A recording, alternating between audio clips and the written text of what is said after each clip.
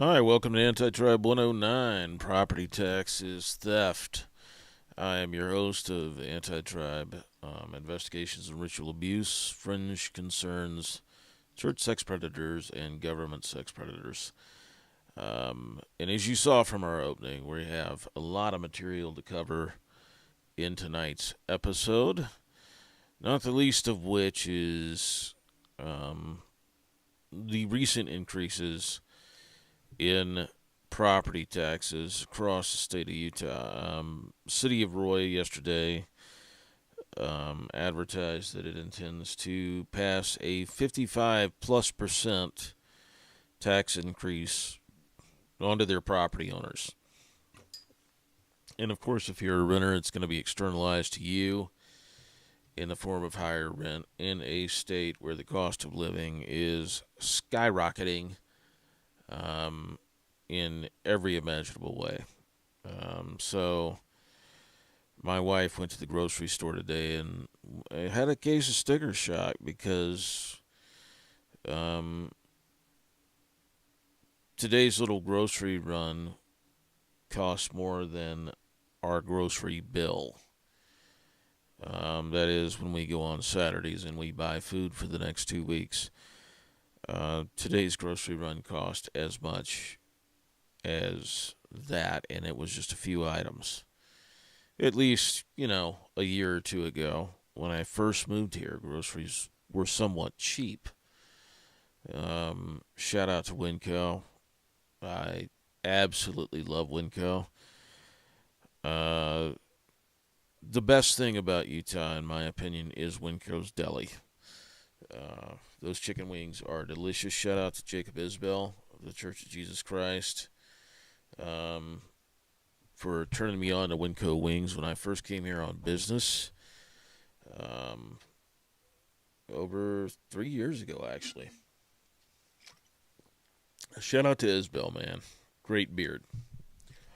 At the end of the day, what ordinary Utahns are facing is a war on the unwealthy. And that is, they want to make it impossible for you to have any kind of a standard of living that would give you some form of independence from their control. So they're trying to crowd you from your rural areas into strip mall hell, as I call it, which is urban Utah. The one thing I've noticed since I moved here is how much Utah is just overrun with strip malls in every direction. And a good many of your office buildings have clear vacancies in terms of your commercial office buildings off of those strip malls and whatnot. We see Brandon Fugel's name everywhere for Colliers International. And those who know why I said that name. So, in our opening scene, what you saw was me highlighting some of the errors, some of the headlines around these issues. One is Utah student lunch debt nearing more than $4 million as the cost of living squeezes families. So what you have in the state of Utah is a very expensive state government that is squeezing residents at all levels of income. And it's starting to show up in the fact that children have a school lunch debt of $4 million in the state of Utah. Maybe that's because year over year, all of the tax rates across cities and counties across Utah continue to grow up. All of your water conservation districts, everything, every which way that you can be taxed in the state of Utah, you are going to be taxed. And they're just going to increase the tax rate every year. They don't give a damn about being elected or reelected because they know that the game is rigged. They know that at the end of the day they're going to do what they're going to do, and because of the cultural conditioning in this state, Latter-day Saints aren't going to do shit in terms of opposing them because it is authoritarian in this state. It is a level of operant conditioning that is stunning to behold as an outsider. But it works because you don't see Utahns getting that angry at their government. Not angry enough to really do anything. Instead, what you see is an air of resignation. Because what your state and local governments clearly believe is that if they just outweight you and outlast you, they'll be able to steamroll you. You saw that down in Box Elder County at the county commission's little meeting in Tremonton, where close to 1,000 people showed up. It was officially around 600, but you're talking about 1,000 people basically were there. And the county commissioners, they didn't offer any public comment or explanation for anything, but they were angry with how raucous the crowd was, so they went to another room and live streamed their vote, which was unanimous in favor of the Stratos Data Center, despite overwhelming public opposition. And of course, in the aftermath of that vote, guess whose PAC received $135,000 from businesses with business before MIDA, the Military Installation Development Authority that Stuart Adams chairs. That's right, Stuart Adams. His PAC, in the middle of a primary fight, got $135,000 from people who had business before the quasi-governmental board that he chairs, which fast-tracked the Stratos Data Center. Like, what a fucking coincidence. And, of course, Stuart Adams had to, or actually Spencer Cox had to issue a statement through his family business, Centricom, that Centricom they have no intention of bidding on the Stratos Data Center project to provide broadband access. They don't even have real infrastructure down in Box Elder County. Phil Lyman actually was highlighting this. He was highlighting the fact that Centricom has received tens of millions of dollars in government subsidies since Spencer Cox took office. And guess what kind of a bid that, Centricom secured in the aftermath of Cox's election? That's right. You may have seen this headline on Twitter. Phil Lyman was really pushing it. They received the bid for the broadband and data access of the University of Utah's health system, I believe it was, right after his election. What a coincidence. But in the aftermath of all of this, what do you see? You see families being squeezed. You see the working class being squeezed in this state. And then, of course, you ask yourself, why are school districts and local governments and districts in general, be it water council, why are they always so strapped for cash? And the reason is because they spend every last damn dime.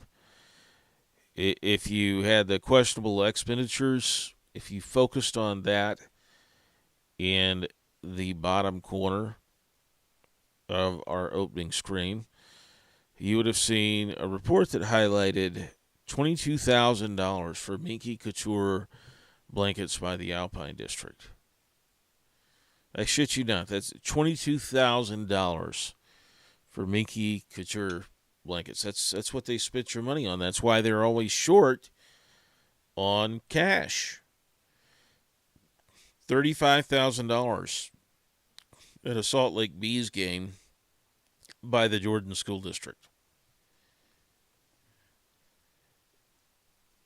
I don't know, chat. Chime in. Tell me what you think about that shit. I mean, tell me what you think about your taxes, your property taxes being raised, so that school districts can spend $22,000 on Minky Couture blankets and $35,000 on baseball tickets. Provo City School District is short almost $4 billion. So the way that was presented in the BYU newspaper, the Daily Universe, was corrected tax rate expected to affect homeowners. You don't fucking say.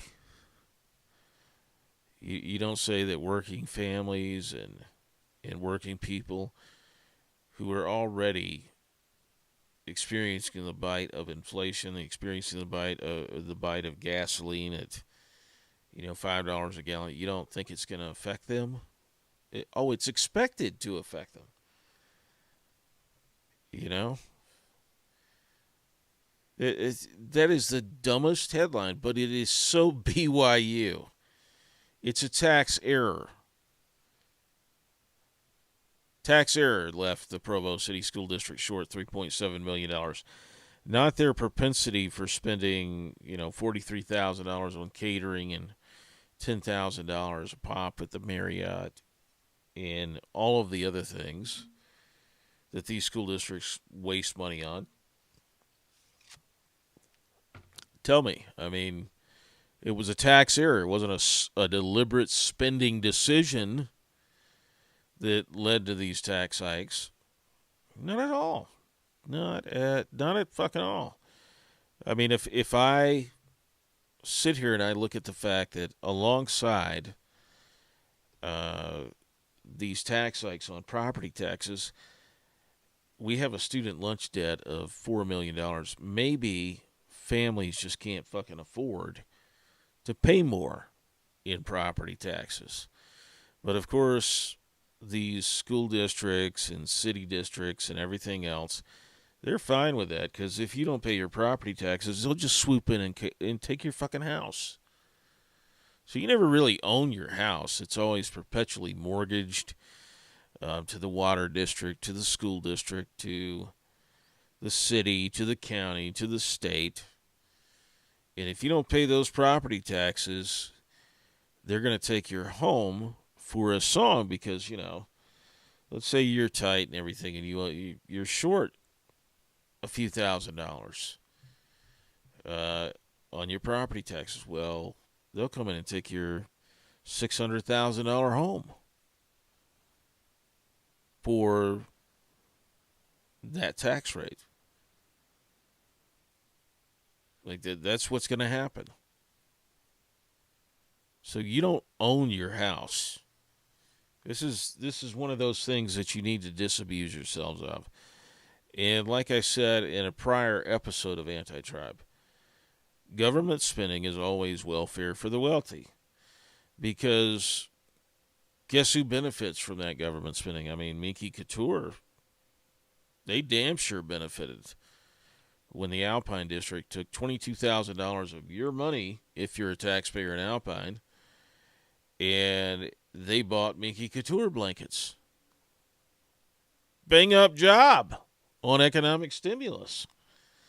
Of course, the people you took that money from to buy those fucking blankets, maybe they would have spent their money on something else.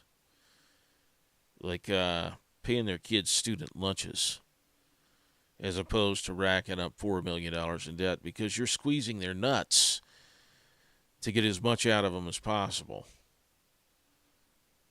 And they don't have enough money to cover school lunches for their kids.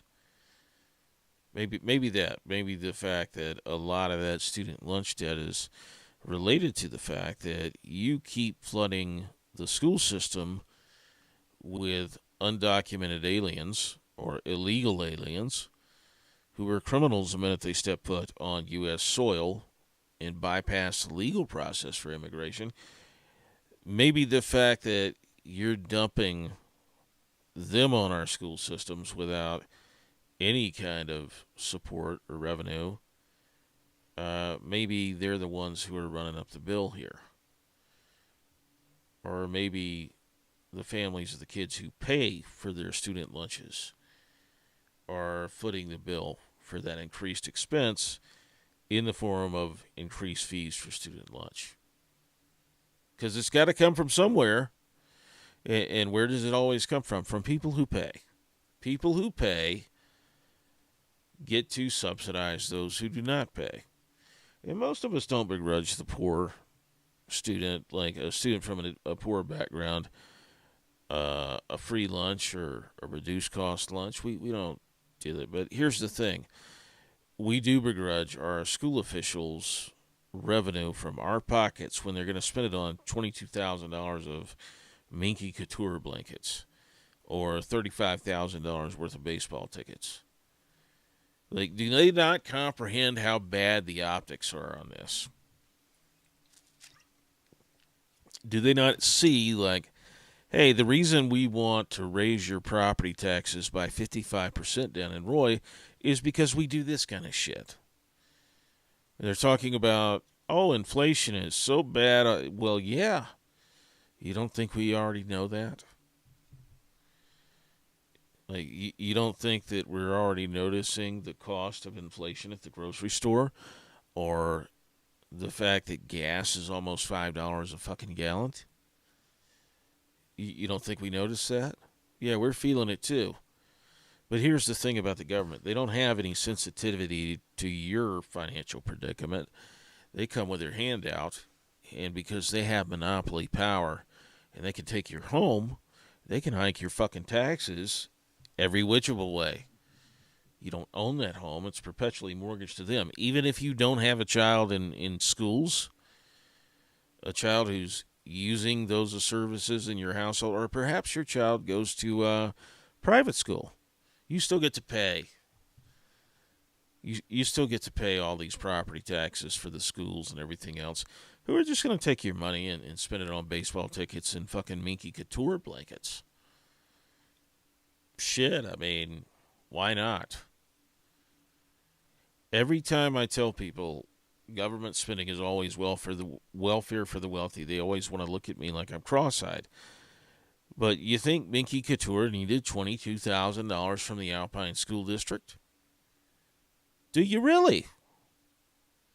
Do you think it was a tax error that left the Provo City School District short $3.7 million? The corrected tax rate, of course, according to that Daily Universe headline, it's expected to affect homeowners. You don't fucking say.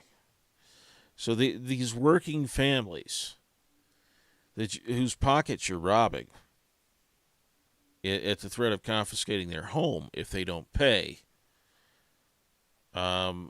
those are the ones that are going to be affected. Their kids are the ones that are going to be affected because they have to cut expenses when they come up short.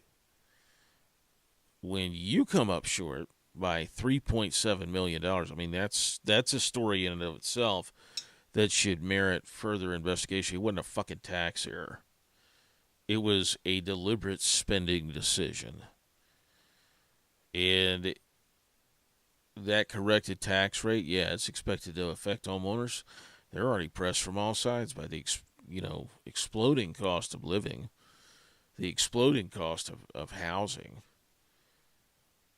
Your renters, everybody's affected by this. And your wages in the state are not rising fast enough to match the rate at which you're raising people's property taxes. It's that simple. So I want to highlight something here.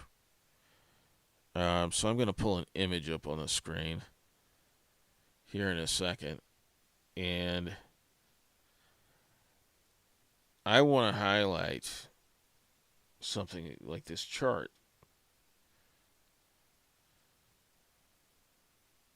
I want to absolutely highlight this chart, so I'm going to switch back real quickly. Or I'm going to add it to my scene, actually, because I want you to see this as a viewer. I want you to see how much certain areas hiked their property taxes. So let's pull this image up.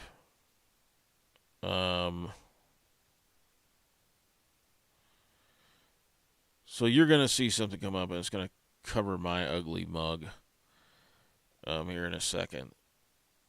And I'm going to magnify it out real quickly so you can see it better. But here's the level at which property taxes increased. So let's say you're in Cache County. Your property taxes went up 13%. But on top of that, you had all of these cities raise their property taxes too. So Smithfield, River Heights.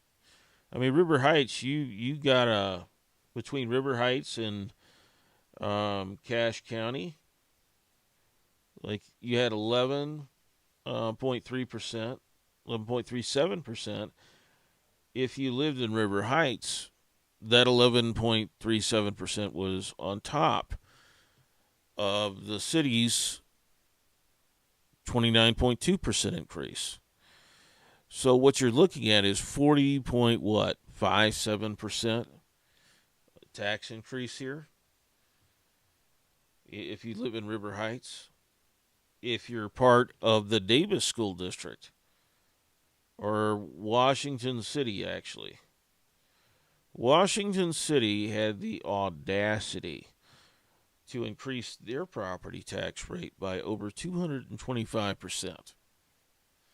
That's for the average home value. That homeowner took they took a $527.59 hike on their property taxes annually. And if you're a working person in this state, that is added to anything else that's levied on you by water districts or counties that you live in or the state. It's on top of your income taxes, your federally and state, federal and state income taxes. So you get the idea from that chart what people are facing. Like in Gunnison, 78.89% tax increase. In Eureka City, 72.21%. A lot of these municipalities and everything in Box Elder, I mean, they're going 65, 45%. The Box Elder School District on top of that, 24.83%. So you're looking at, if you are Box Elder, like school district, if you're, in one of these cities, you get to add those numbers together. And what you come up with is, in at least one case, almost 90%, over 90% hike in your property taxes. That's the level of insanity in this state. That is absolutely insane to me that we even have to have that discussion. But that's what's going on. That's what's going on in the state. So when you hear about property taxes, and I say property taxes are theft, if you don't go along with this, you could lose your home. They could confiscate your home and sell it for your past due property taxes.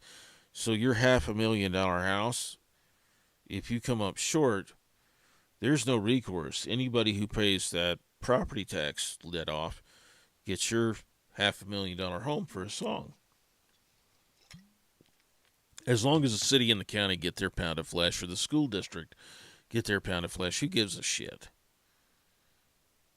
I mean, this is Utah for you. And you know what they're going to do with your tax revenues, which come out of your pocket?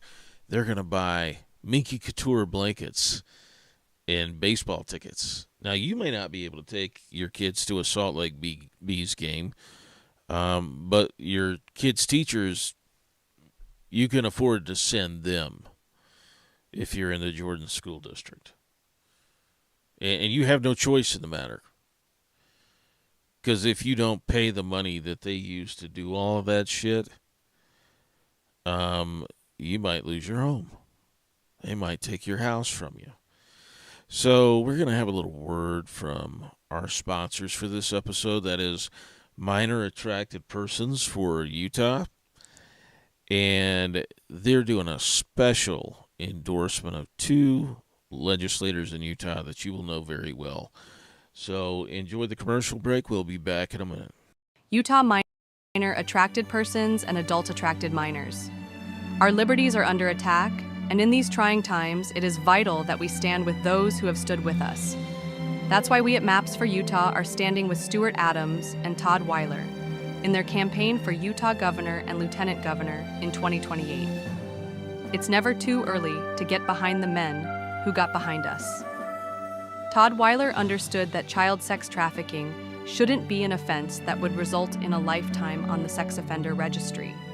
He courageously sponsored legislation to shorten that time to just 10 years as a first step. Stuart Adams effectively lowered the age of consent to just 13 years old when his granddaughter Abigail Marie Ross was facing child rape charges for having sex with a 13-year-old twice. Our heritage and traditions are under attack in Utah, and our founders knew from their priesthood wisdom that a 13-year-old girl ought to be able to marry a 50-year-old man if she was in love with him, because love always wins. In 2028, vote Adams and Weiler for governor and lieutenant governor, and restore Utah's heritage and liberty for minor attracted persons and adult attracted minors. Paid for by Maps for Utah. I'm Abigail Marie Ross, and I approve this message. So welcome back. Welcome back to our regularly scheduled programming. And of course, the theme of this episode, the title of this episode is Property Taxes Theft. And what I want all of our viewers to understand is that while you have certain property tax authorities in the state of Utah increasing taxes on homeowners by as much as 225% year over year, those property taxes come at the expense of homeowners who are already facing a spiraling cost of living in this state. So they attribute this to rapid population growth, particularly in the Salt Lake City metro area. So key 2026 updates include a 2.8% Social Security cost of living increase, a proposed 2.6% cost of living increase for state employees. Actually, it's 4.8% when you count the proposed 2.2% merit-based raise by Governor Spencer Cox.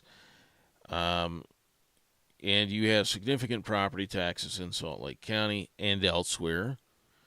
55% in the city of Roy. Because, you got to pay your government employees. They might actually leave and go get a real job in the government, like in the private sector, if you don't pay them. I think we all know that that's bullshit. So median home prices in Salt Lake have reached roughly $588,000. That's 13% year-over-year increase, with residents spending over 34% of their income on housing. So they're already spending 34% of their income on housing, and all of these tax authorities, whether it's a school district or a county government or city government or any other type of taxing district, they want to add to that by hiking people's property taxes. And those people don't have any choice, because if they don't pay, those taxing districts can file to take their home and sell it to satisfy their past due tax bill. So here's the thing: it's the land of the free and the land of the brave in a song, in the national anthem, but in reality, you get fucking bludgeoned. So this idea that you own your home, I want to stress this: you don't own shit. If they could take it from you that easily, and somebody else can buy it for a song, you don't own shit. And what they're doing is hiking your taxes year over year to compensate for the fact that they're spending your fucking money on things like $22,000 worth of Minky Couture blankets, 10,000 at the Marriott down in Provo. Um, so of course, down here we have Governor Spencer Cox, 2.6% cost of living increase or adjustment for state employees, and an additional 2% for merit-based pay for the 2026 fiscal year. So, at a time when average people are dealing with a 13.2% year over year increase in their housing costs, they're already spending 34% of their income on housing. Uh, State employees deserve a raise, a merit based raise, because, they've done such a great job of containing your money, like in the way it's being spent. They've done such a good job of putting guardrails in to keep it from being spent on wasteful shit like baseball tickets and Minky Couture blankets. So they deserve a pat on the back. Let's give them an additional 2% on top of their 2.6% cost of living adjustment. Let me ask you something. How many of you got a 4.5% raise this past year for the cost of living? Like in your private sector jobs. How many of you got that? I don't think that many of you did. But here's the thing. Your housing, if you're in Salt Lake and really anywhere in the state, you're already spending 30 to 35% of your income on housing. And that's only going to increase because they just hiked your property taxes. They hiked your property taxes to pay public employees. And they don't give a shit how that affects you in your bottom line. They're getting their pound of flesh, and they're getting it because they can take your home if you don't pay it. And so, coming down here, we come to the Social Security cost of living. 75 million recipients will receive a 2.8% increase. Although net gains are reduced by higher Medicaid Part B premiums. What's the richest demographic by age in this country? Retirees. And where does Social Security come from? Why, it comes out of the paychecks of current workers.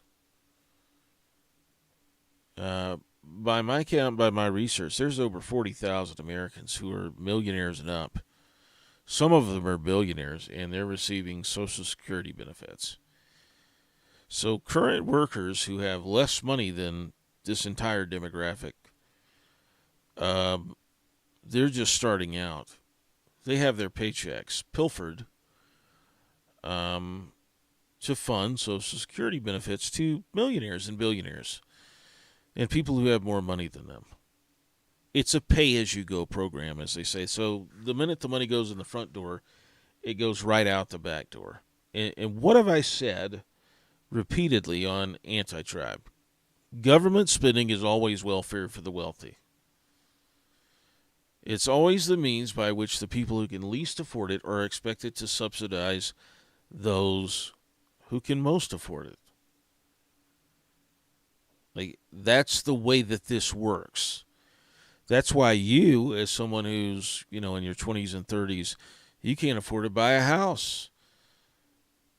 Because they keep inflating your currency and devaluing your purchasing power. And they also keep driving up the value of the housing market.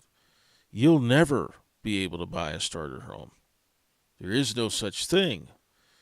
There's no entry in a lot of states for young people, young families, to buy a house, especially now with interest rates the way that they are right now. And you know why interest rates have to be so high? Because they inflated the currency. And they're trying to keep inflation under control. And officially, the inflation level in this state is around what? around 3-4%.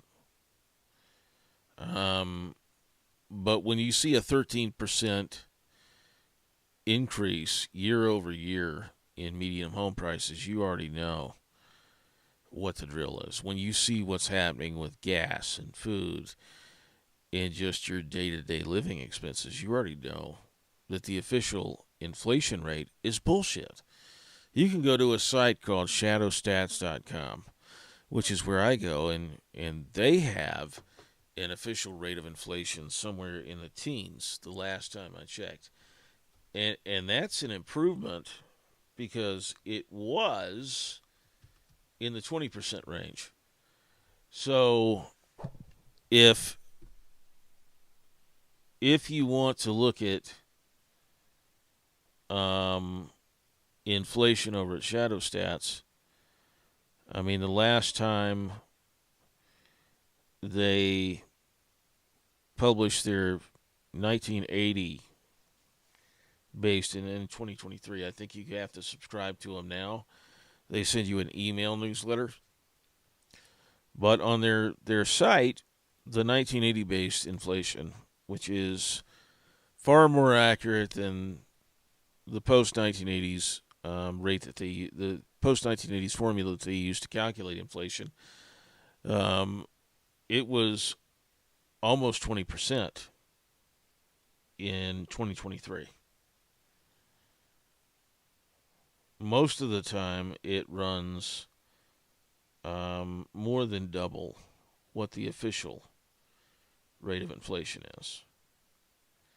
Because the official rate of inflation, it exempts things like fuel because it's such a volatile, commodity, and we want to get an accurate rate of inflation. And it's like, no, you don't, because inflation directly attests to the fact that you have failed us at the Federal Reserve. You failed to contain inflation. You failed to contain any number of other things that are going on in our economy that are affecting ordinary people, like a 13% year over year increase in housing. The people are spending 34% of their income on housing, and you want to raise their property taxes. I mean, Salt Lake County, 14.65% increase in its share of property taxes to cover rising operating costs. Well, when you're buying fucking Minky Couture blankets and paying for all sorts of fluff in the county budget, I mean, you're going to have some rising operating cost. When you're waving illegals through and everything that comes with that in form of increased services, which they're not going to pay for, you're going to have rising operating costs. Because here's the thing about government. It makes these grand gestures that are supposedly compassionate. I remember down in Austin, Texas, when DACA was still a thing, and all these poor kids flooded the school system, and many of them didn't speak English. And by state law, those school districts like Austin Independent School District, they're supposed to have a translator in the classroom. They're supposed to have an assistant with that kid by state law.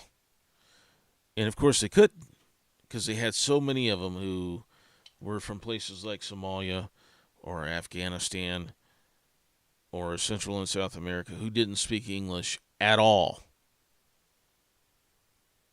And within the year, all of those kids have to take the STAR test in English. That's the standardized test in Texas. And of course, they can't even read it. It's not administered to them in Spanish or Parsi or anything. This is what government does. It makes these grand gestures and these huge mandates, and it's all political, because there's one faction that wants to characterize the other faction as racist and hateful towards immigrants, but you don't want to provide or facilitate the services to those immigrants when they come into a city or a state where they don't speak the language. Um, they don't. Their kids are not equipped to go to school and succeed. You don't want to fund what it would take to fix or address the expense that you foisted on to these school districts and whatnot. You don't want to do that. You don't want to fund that. You just want to use that as an issue of polarization. And that's exactly what's happening in Utah. It's a flashpoint. They're not doing these immigrant kids any favor. And guess what? If those kids don't succeed at school and they don't assimilate, they've got a choice between being stupid or crazy. They are going to choose crazy every single time, which means that the kids who are native, they get to deal with all of the disciplinary issues and all of the distractions thereof, so that you could have your little political football, which is unfunded. And then you can cite, oh, we need to raise property taxes to cover these increased operating costs arising from ill-founded, unwise policies that we created in the name of compassion, in the name of diversity and equity and inclusion. How equitable is it to stick a non-English speaker in an English-speaking school system and not provide sufficient translators or assistants or curricular accommodations to that kid? How wise is that? Like, how compassionate is it to sit that kid in a classroom where he doesn't speak the language and his teacher doesn't speak his language?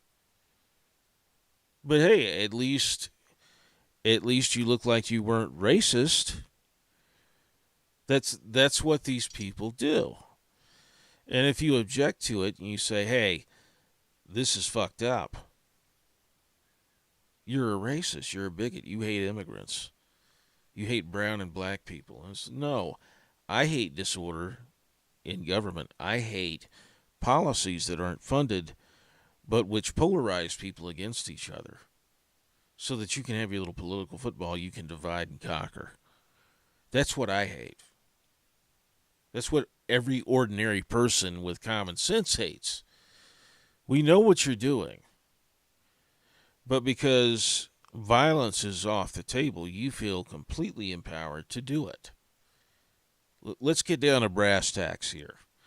The reason these people act the way that they act and the policies that they pursue are the policies that they pursue, the way that they disregard local voters and their constituents and their taxpayers, the reason they do what they do is because they know they aren't going to suffer shit. If voting changed anything, it'd be illegal. We all know it. We all know what the fuck is going on in this country and in this world.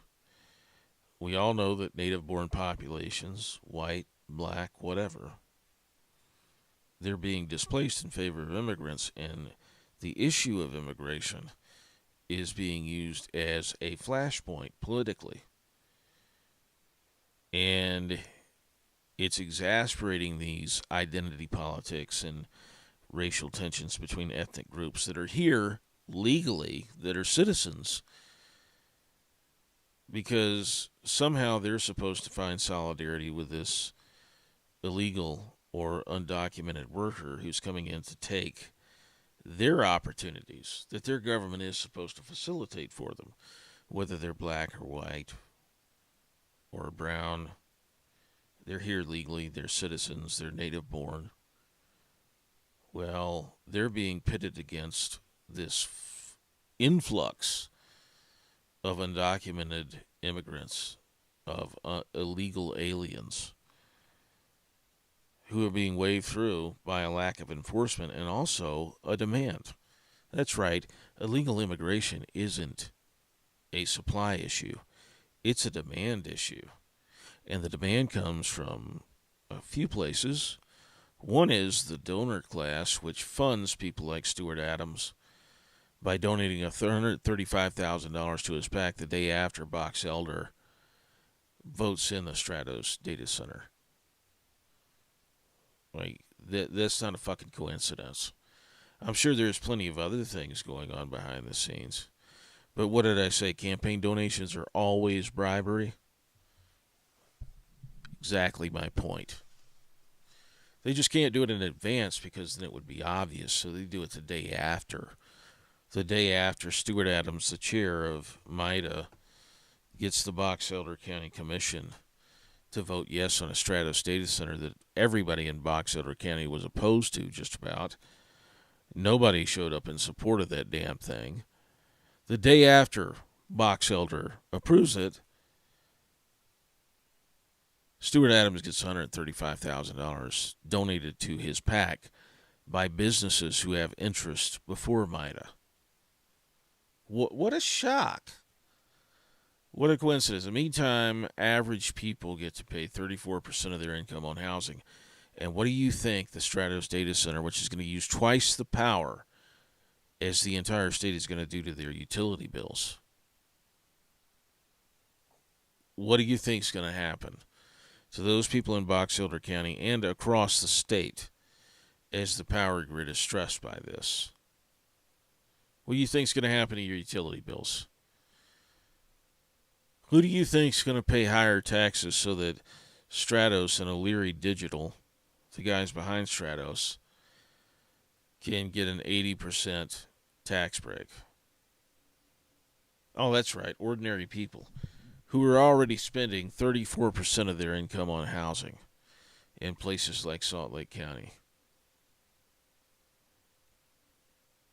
I mean, how are you going to have a consumer economy when consumers can't afford to consume? Like, what are you going to do? You can make everybody a government employee and give them a 4.6 cost of living adjustment and merit-based raise year over year? Like, for government employees, hey, they've done such a great job of, not wasting taxpayer dollars on Minky Couture blankets and Salt Lake Bees tickets. So let's give them a 2% raise for merit. I mean, you would think you were hallucinating if you didn't know it was real. Like when you read the headlines, you read the data, you just sit there and go to yourself, there is no way that this is fucking real. None. But hey, it's the norm in the state of Utah. It is absolutely the norm. They have utter contempt for voters, for anyone who lives here. They think that they could just ramrod this stuff ahead, and they usually do. In fact, they almost always do. I haven't seen anybody be successful in stopping this or doing anything about it.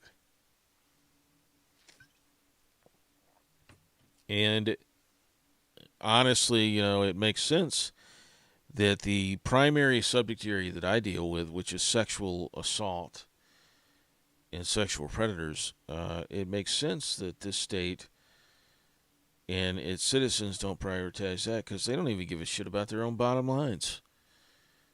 Their bank accounts, 34% of their income on housing.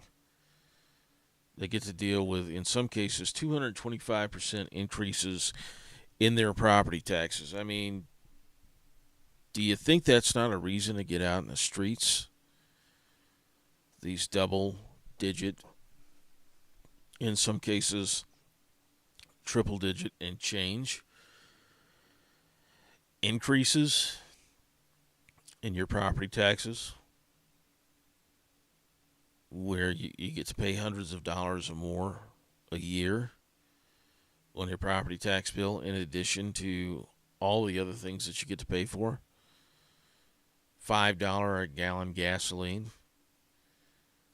Let me ask you something. How many Americans were demanding that we go to war with Iran on behalf of Israel? It's like, how many Utahns were really clamoring for another data center down in Box Elder County? Because I didn't see any public outcry for that.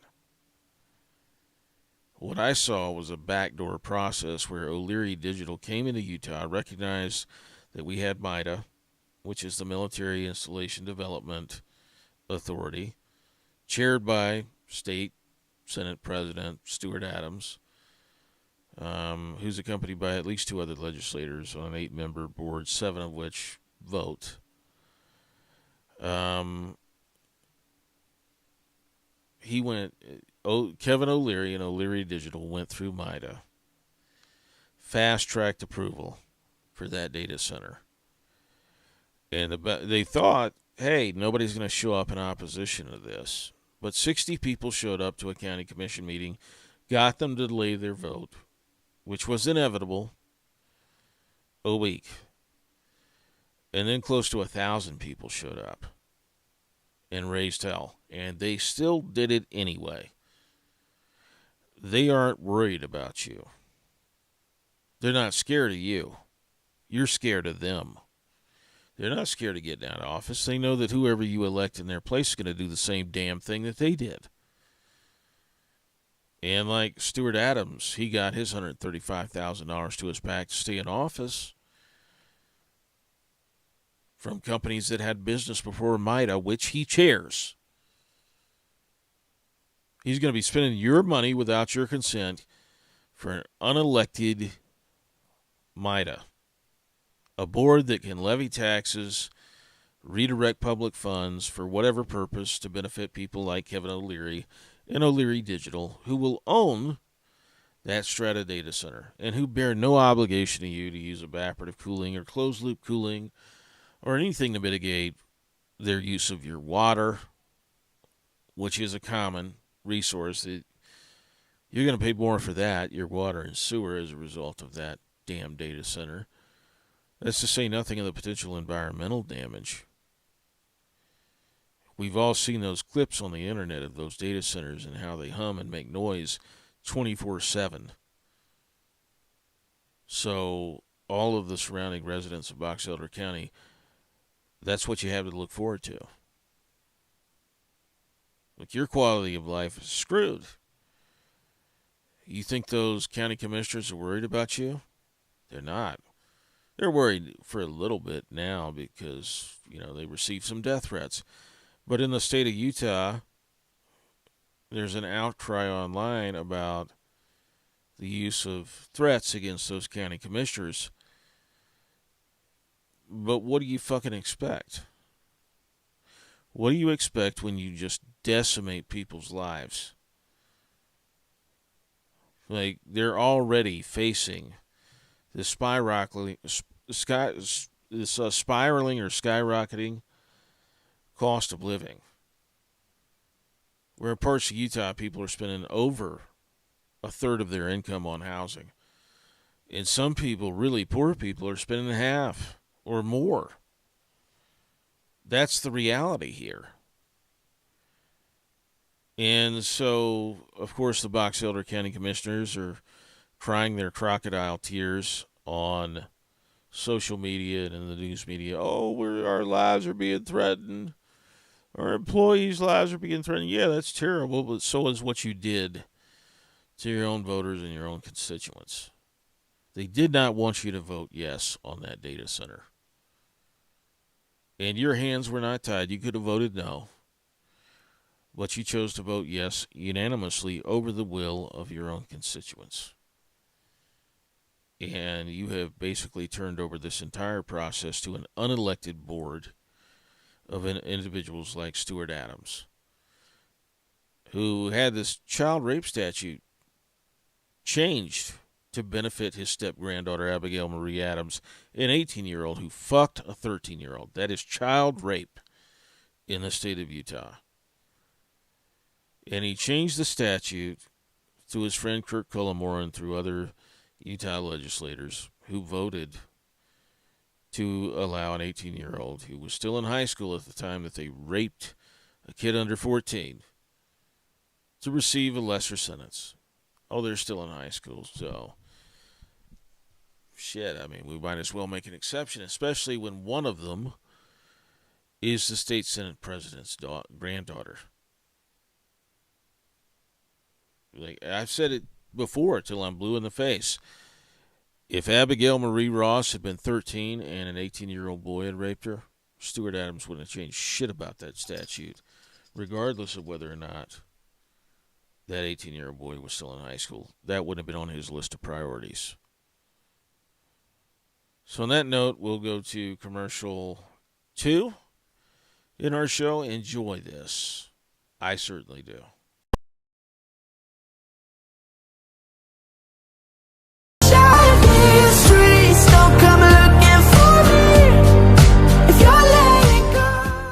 Prominent official has made a very public apology to the LGBT community, and that's Utah's Lieutenant Governor Spencer Cox. He spoke at a candlelight vigil for Orlando victims, and his speech went viral. Cox said when he was growing up, he wasn't always nice to the kids who were gay. Listen. I regret not treating them with the kindness, dignity, and respect, the love that they deserved. For that, I sincerely and humbly apologize. Gay! Hey, hi, I'm Craig Christensen, Provo City Councilman, YSA Bishop, and alleged member of the LDS Church of Satan with my brother-in-law, David Lee Hamblin. Governor Virtue Signaler is our favorite because virtue signaling is what we do best. Let's talk about what law enforcement does worst, treating rape victims with respect. 12 accusers. My story could have been prevented. 5 law enforcement agencies. One suspect, 27-year-old Joshua Homer. The KSL investigators identified and tracked the cases of a dozen women who went to police and reported a sexual assault. Only 2 of their reports resulted in charges.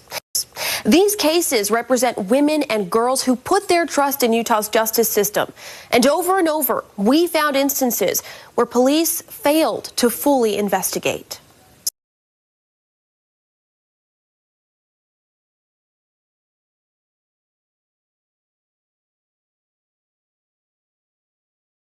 I regret not treating them with the kindness, dignity, and respect, the love that they deserved.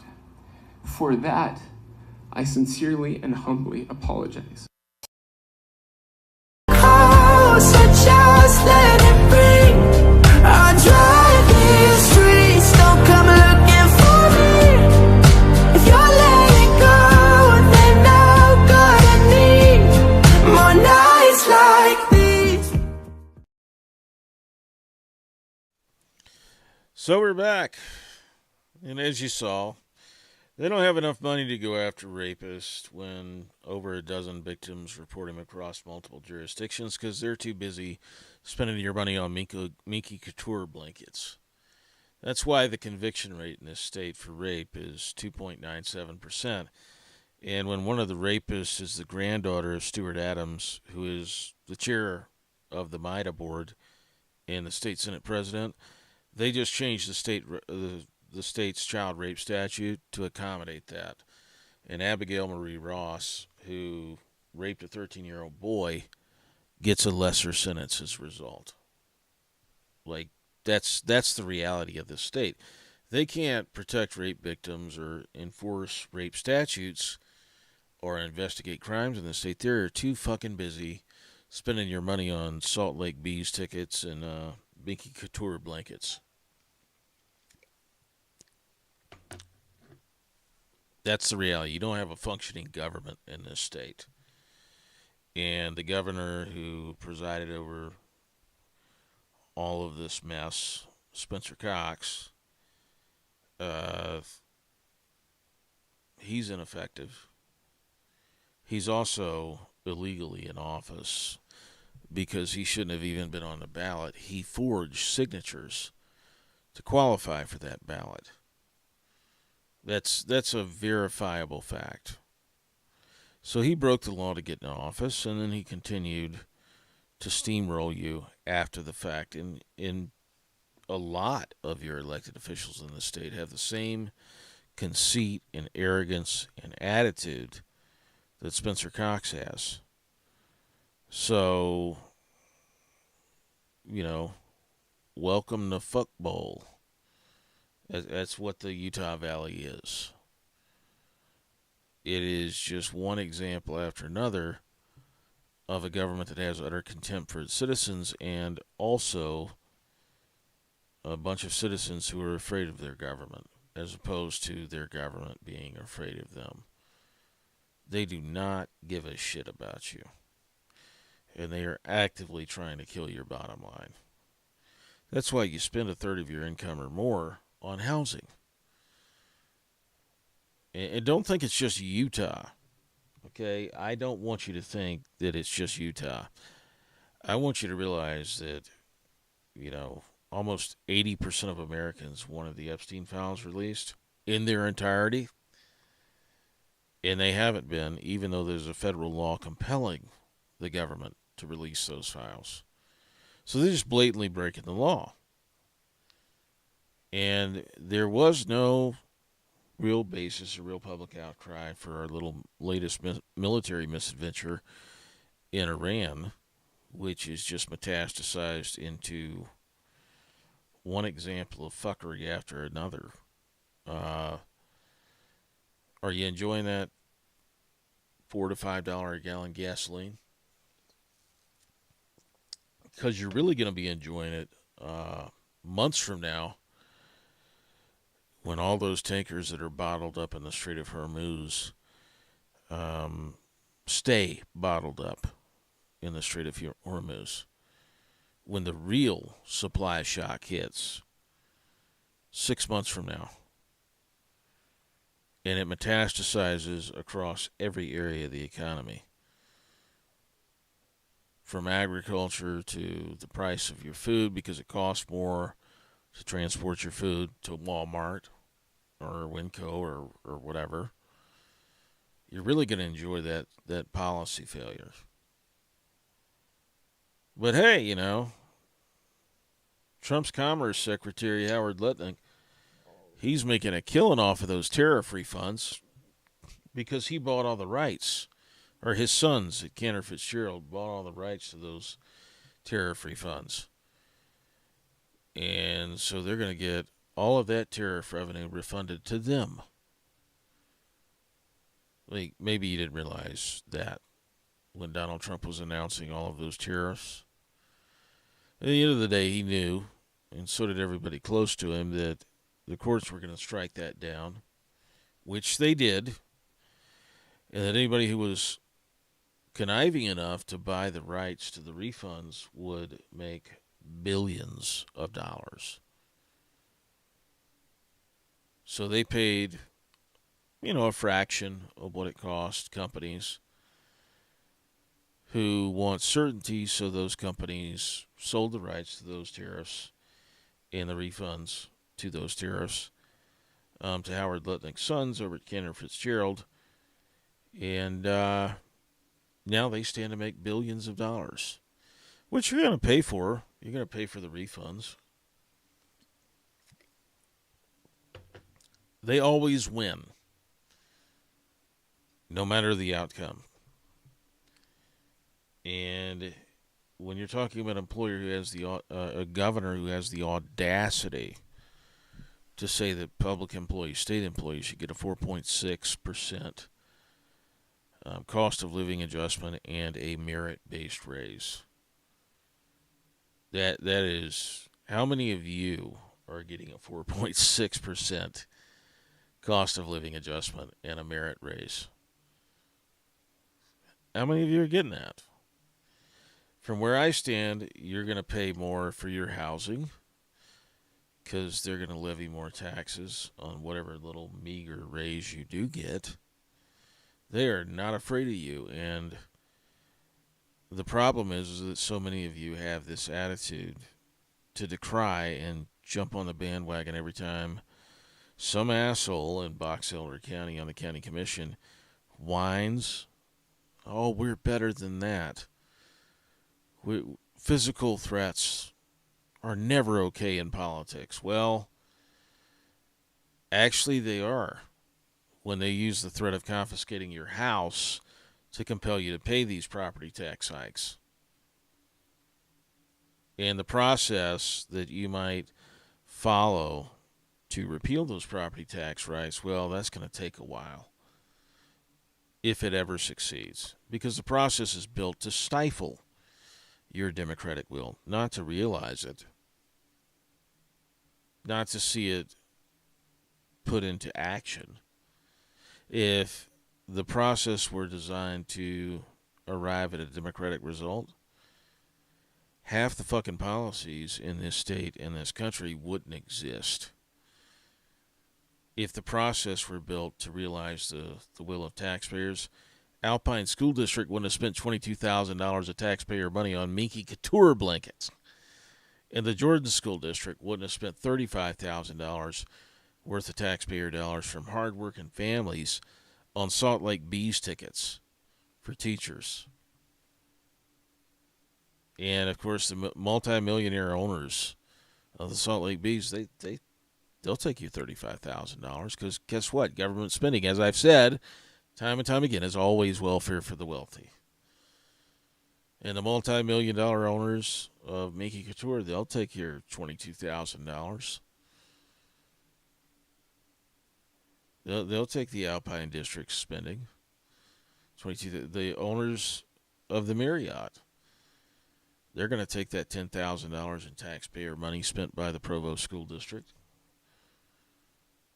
They're going to take that and they're going to run. They're going to laugh all the way to the bank. They always fucking win and you always lose.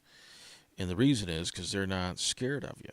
Because you have this moral aversion to using the threat of physical violence or the threat of any kind of violent reprisal whatsoever. But they hold violent reprisals over your head like a sword of Damocles or an anvil. Because if you don't pay their bullshit property tax increases, which you didn't support, you didn't want, you didn't elect them to impose on you, if you don't pay that, they're going to take your house.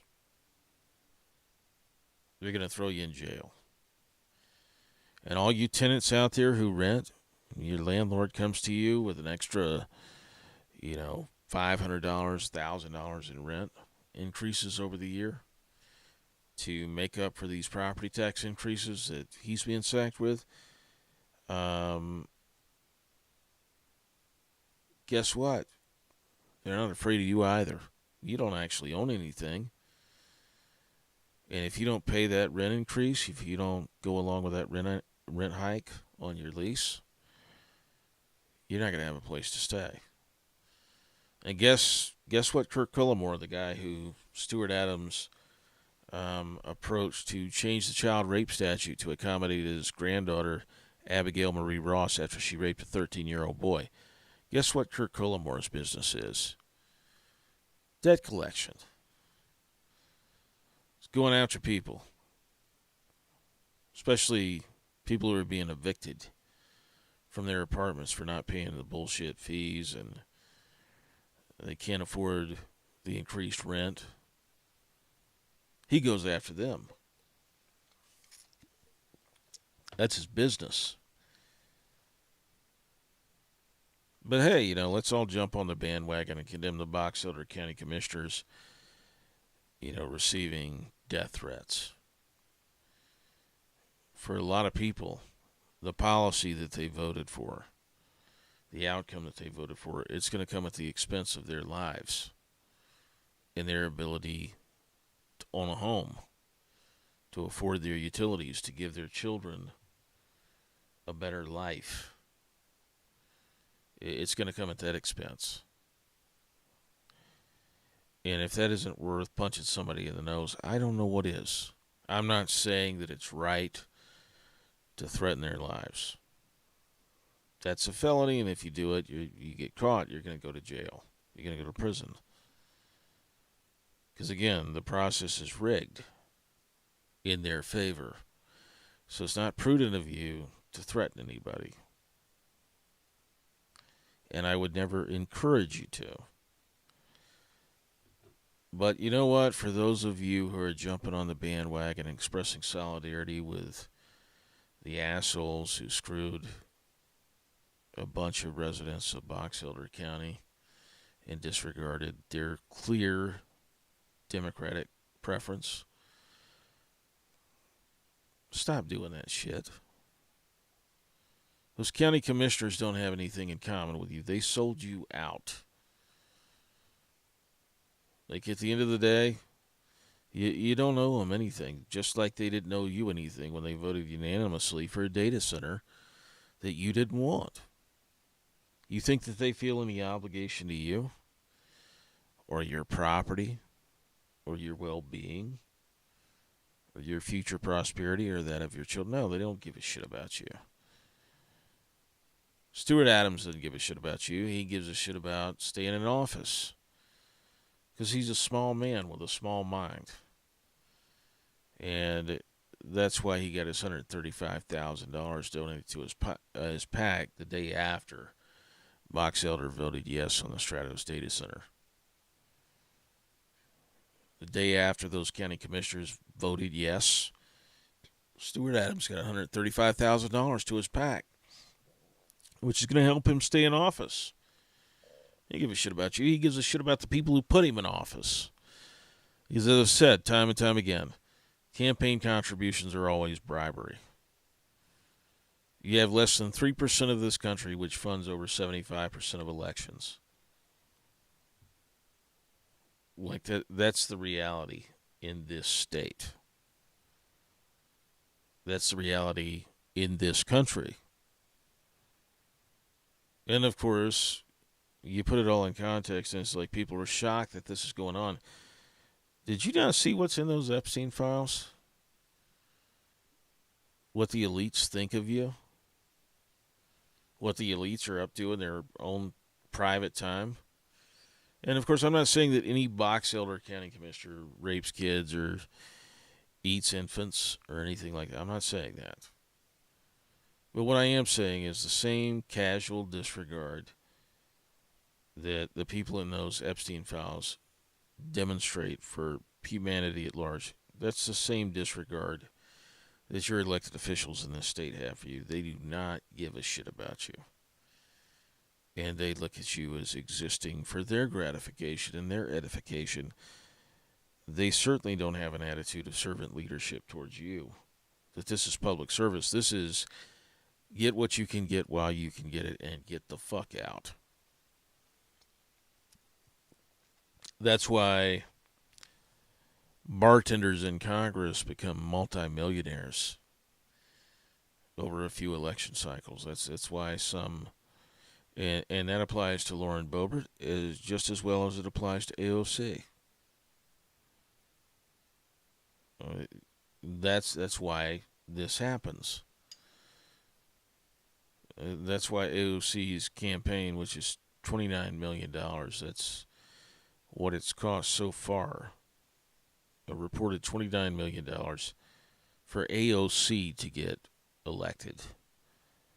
It's spending money on ketamine therapy. They do not give a shit about you. I mean, if you find out about it, what are you going to do? What are you going to do? You going to vote them out? How's that working out for you? The guy who gets in there in their place is just going to be more of the same. We need a fundamental reset in this country. And part of that involves reorienting your thought process to understand that property taxation is indeed theft. That it is indeed absolutely theft. It's legalized theft.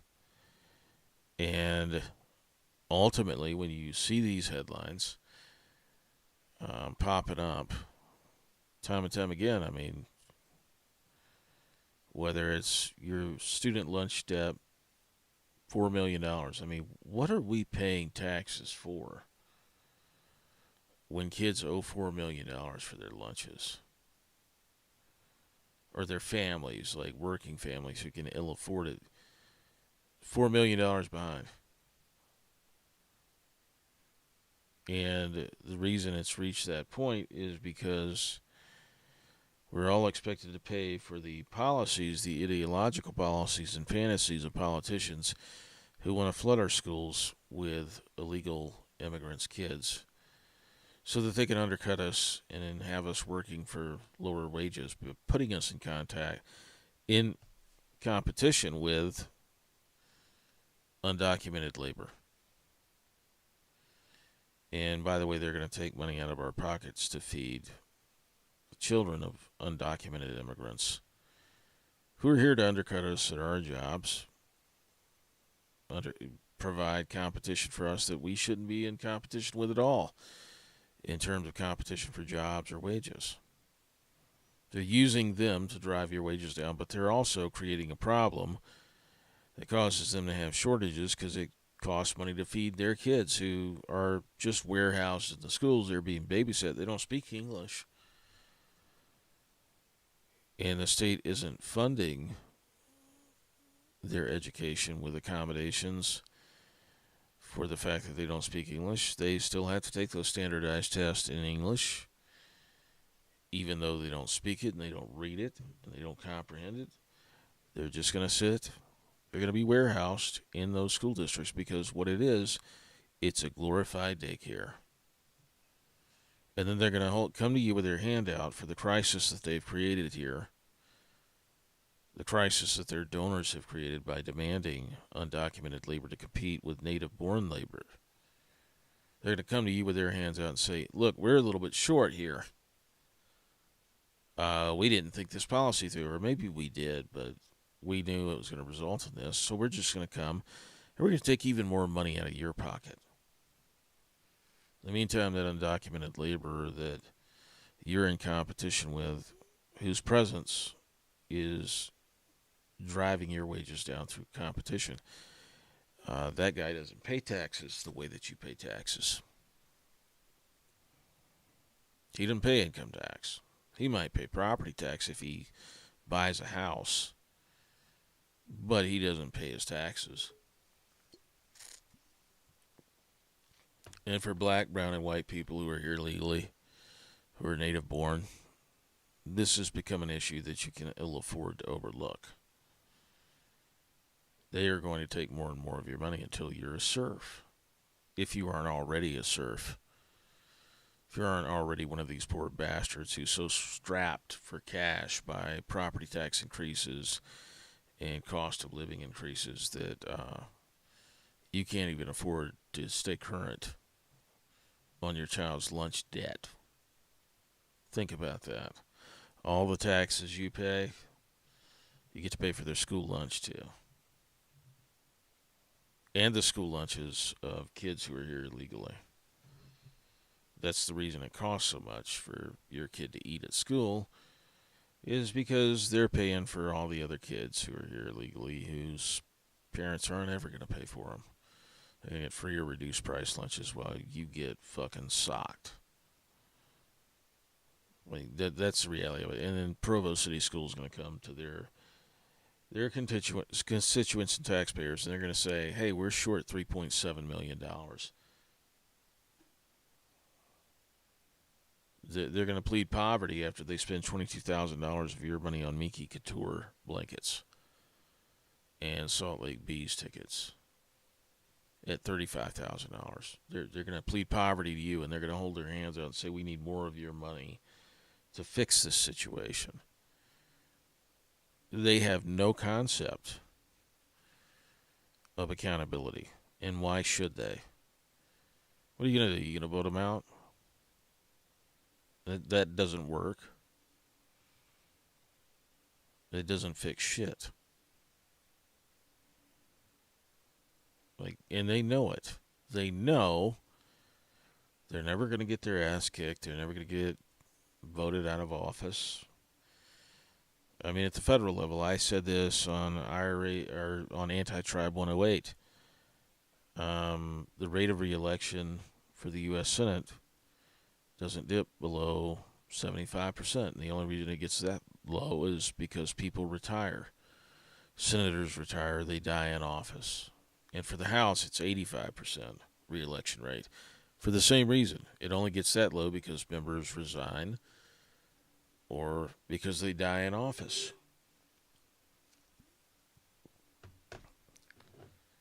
And do you really ever get what you vote for? Did you get those Epstein files released?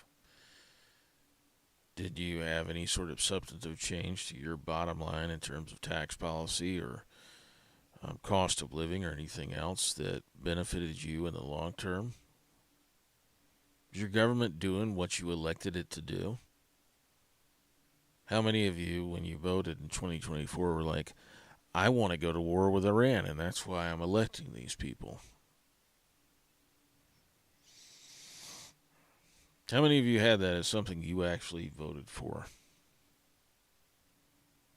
That's the reality of it. So, property taxes, theft, taxes in general are theft, and they're always backed by the threat of violence against you or your property. They're going to throw you in jail or prison. They're going to confiscate your house or your assets if you don't go along. But if you resort to a threat of violence against their persons or their property, you're in the wrong. Because their violence is legal. Like that's the reality of it. And I think we've established that they abuse your trust, they abuse your money, and they don't deliver a functioning society to you. Under half of all homicides in this country are cleared by arrest or conviction. That's arrest or conviction. That's not conviction by itself. And even though you're counting arrest as clearances of homicides, the clearance rate still remains around 48%. So if you kill somebody in this country, you got a better than 1 in 2 chance of getting away with it. That's what you're paying taxes for. If you rape somebody in this country, you've got a 7 and over 7 in 10 chance of getting away with it. They can't clear the backlog of DNA tests for rape kits, but they can spend $22,000 on Minky Couture blankets or $35,000 at a Salt Lake Bees game. They can afford to give state employees a 2.6 cost of living adjustment, a 2.6% cost of living adjustment, or another 2% on top of that for merit raises, because they've done such a great job of managing your money and delivering outcomes that you might expect for billions and billions of dollars of taxpayer investment. Like, when was the last time anything the government did actually positively benefited your bottom line? How many times recently has the government's decision making adversely affected your bottom line in terms of $5 a gallon gasoline and increased grocery bills and property tax bills skyrocketing? As I showed you earlier, I mean, there's one tax district in this state that increased taxes 225% year over year. It's a $537 increase in property taxes for people in that jurisdiction. That's just one district. When you couple the county and city level property tax hikes, you're talking 30-40% increases year over year. The city of Roy alone, just the other day, announced that it wanted to hike property taxes by 55% for the city of Roy in order to cover raises for its employees. But the average person in Roy, they don't get the ability to rob Peter to pay Paul in order to finance their raises. And again, all of this is backed by violence. If you don't comply with this, they will take your home. They will throw you in prison. They will confiscate your assets. But when they deploy violence against you and your person and your assets in order to compel you to comply with these property tax increases and everything else that they're doing, that's okay. But if somebody gets pissed off and calls a Box Elder County Commissioner and makes some empty threat over the phone, well, that's appalling. Even though that county commissioner ran roughshod over the will of his own voters. At the beginning of this, there was a song that played, and it was an adaptation of a heavy metal band, Sepultura's song "Refuse Resist." It's kind of like a R&B version of it, and I'm gonna play it as an outro in tonight's episode because I think we've been going for about 88 minutes. I think I've driven my point and I've reiterated to everybody who's joined in through the podcast time and time again. Government spending is always welfare for the wealthy. And campaign donations, they're always bribery. And if you tolerate welfare for the wealthy and legalize bribery, you're going to get more of this. Their violence is okay. Taking your house, threatening you with prison or jail, that's always okay. But you getting frustrated with them failing to deliver a return on your investment for your tax dollars and wasting your money, your hard-earned money, that's not okay. You're not allowed to get angry over that. You're not allowed to say anything about that. But they're allowed to say and do whatever they want to you, into your bank account, and your opportunities. They're allowed to put you in competition with illegal labor.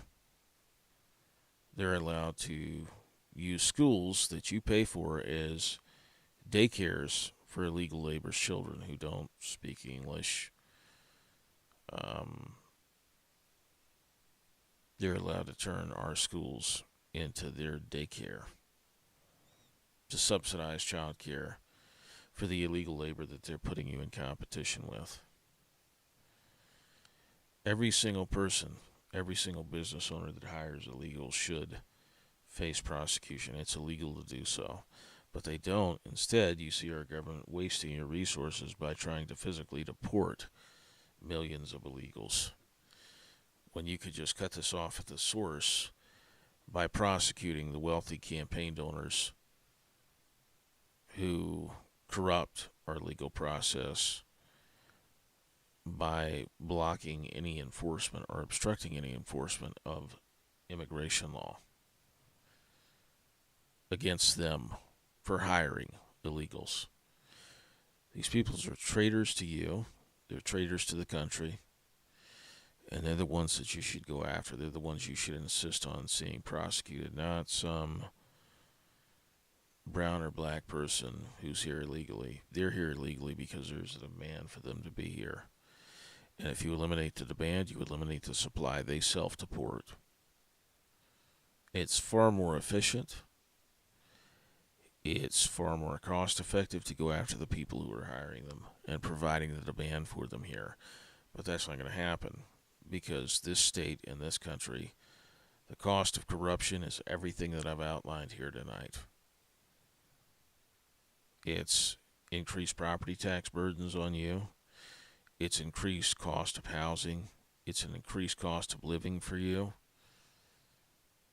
That's the level here. That's the cost and the consequence of tolerating corruption. Remember, resistance to tyrants is obedience to God. If you don't want to do it for yourself, do it for the fact that these people are clearly evil and they are clearly screwing you and your kids. And if you don't put a stop to it, they're going to enslave you outright. They're going to enslave your kids outright. It's that simple. This is Goel, and we're going to play our introductory music one more time tonight. It's Refuse Resist. It's an adaptation by a Brazilian heavy metal band called Sepultura. Only it's an AI-generated sort of rhythm and blues version of that. Have a good night. We'll see you next time.